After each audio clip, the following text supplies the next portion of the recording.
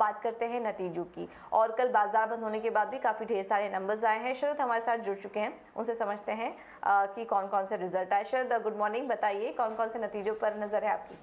Good morning पूजा। तो सबसे पहले डॉक्टर रेड्डीज़ के आंकड़ों पे हम फोकस करेंगे। देखा जाए तो ओवरऑल कह सकते हैं कि मार्जिनली बेटर देन एस्टिमेट्स देखने को मिले हैं। सेल्स जो इनलाइन आए थे, लेकिन पैट और एबिडा के आंकड़े ये जो हैं अबव एस्टिमेट्स देखने को मिले हैं। ईयर ऑन ईयर बेसिस पे भी जो है सेल्स में ग्रोथ देखने मिला है, और जो रिपोर्टेड एबिडा मार्जिन होती है सीक्वेंशियली भी हमने ट्रैक किया तो यहाँ पे भी जो है एक अच्छी इंप्रूवमेंट देखने मिली है।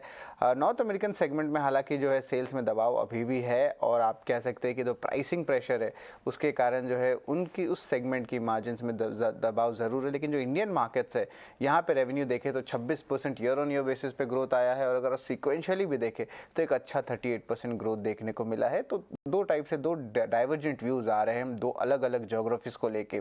इसके अलावा एसबीआई लाइफ के नंबर्स के बारे में बात करेंगे तो ओवरऑल अच्छे नतीजे देखने मिले हैं। PAT inline set of numbers रहा है, लेकिन जो दो इंपॉर्टेंट फैक्टर्स होते हैं ट्रैक करने के लिए, एपीई और आपके जो वीएनबी वैल्यू ऑफ न्यू बिजनेस, ये दोनों एस्टिमेट्स के ऊपर आए हैं। वीएनबी मार्जिन्स में भी आप कह सकते हैं 6 बेसिस पॉइंट से ज़्यादा का ग्रोथ देखने मिला है। एयूएम में बढ़ोतरी हुई और इंडिविजुअल न्यू बिजनेस में भी जो है एक अच्छा जंप देखने मिला है। वेदांता भी फोकस में रहेगा। मिले जुले ओवरऑल नतीजे देखने मिले हैं। हालांकि रेवेन्यू इनलाइन रहे हैं, मार्जिन्स मिस किए हैं एस्टिमेट्स, और पैट जो है वो भी लगभग इनलाइन रहे हैं। लेकिन याद रखिए सीक्वेंशियली जो इम्पैक्ट आई है आंकड़ों की वो आई है क्योंकि वॉल्यूम्स कम हुए हैं और कॉस्ट ऑफ प्रोडक्शन में भी जो है बढ़ोतरी देखने मिली है। अब बात करते हैं टीवीएस मोटर्स के। यहाँ पे एक अच्छे नतीजे देखने मिले हैं। स्लाइड बीट कह सकते हैं आपको रेवेन्यू और एबिडा को लेके, और पैट में जो एक अच्छी बीट देखने मिली है। तो और मैनेजमेंट कमेंट्री भी अच्छी रही है ओवरऑल ग्रोथ को लेके, और जो रूरल सेगमेंट है वहाँ पे भी मैनेजमेंट बहुत बुलिश रहे हैं। अजंता फार्मा के आंकड़ों की बात करें तो ऑफकोर्स बेस जो था लो था, लेकिन जो आपके बॉटम लाइन नंबर्स है वो इम्पैक्टेड हुए हैं, तो इसके कारण एक टाइप से वीक सेट ऑफ नंबर्स कह सकते हैं। पीएनबी हाउसिंग फाइनेंस में भी जो वीक सेट ऑफ नंबर्स देखने मिला। नेट इंटरेस्ट इनकम लगभग 27% का गिरावट देखा गया है।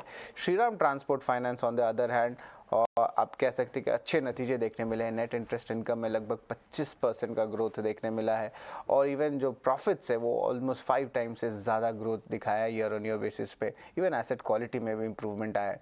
शाले होटल्स, ऑफकोर्स जिस तरह होटल स्टॉक्स में जो है, और जो आप कह सकते हैं बहुत अच्छे नंबर्स आ रहे हैं, और आप कह सकते हैं कि प्री कोविड लेवल तक होटल इंडस्ट्री का जो है मोरलेस जो है एवरेज रूम ऑक्यूपेंसीज आ चुके हैं, और यहाँ पे भी देख सकते हैं रेवेन्यू जो है लगभग 4 गुना बढ़ चुका है, और नेट प्रॉफिट जो है कंपनी जो है लॉस से जो है नेट प्रॉफिट में आ गई है। तो एक टाइप से बहुत स्ट्रॉन्ग कंटेंडर है आज के स्टॉक रिएक्शन को लेके। आईएफएल सिक्योरिटीज़ के हालांकि थोड़े वीक नतीजे देखने मिले हैं।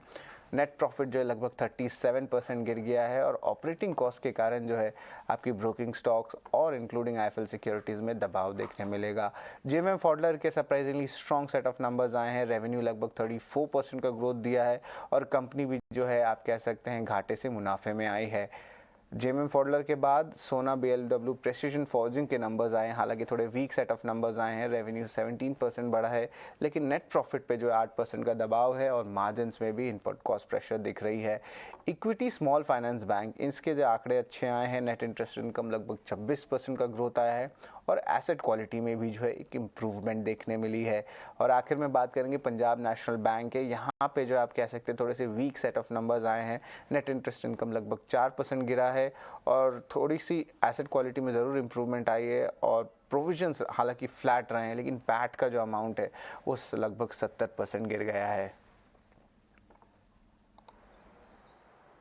ओके, तो देखिए ढेर सारे यहाँ पर नतीजे भी आए हैं। कुछ अहम नंबर्स अभी आपको शरद बता रहे थे। मिड सीजन में पहुंच चुके हैं हम ऑलमोस्ट अर्निंग सीजन के, और इस लिहाज से हम देख रहे हैं कि कैश मार्केट, वायदा बाजार और निफ्टी में एक एक करके काफ़ी इम्पोर्टेंट और अहम नतीजे आ रहे हैं, जिसका कि रिएक्शन भारतीय बाजारों पर भी दिखाई दे रहा है।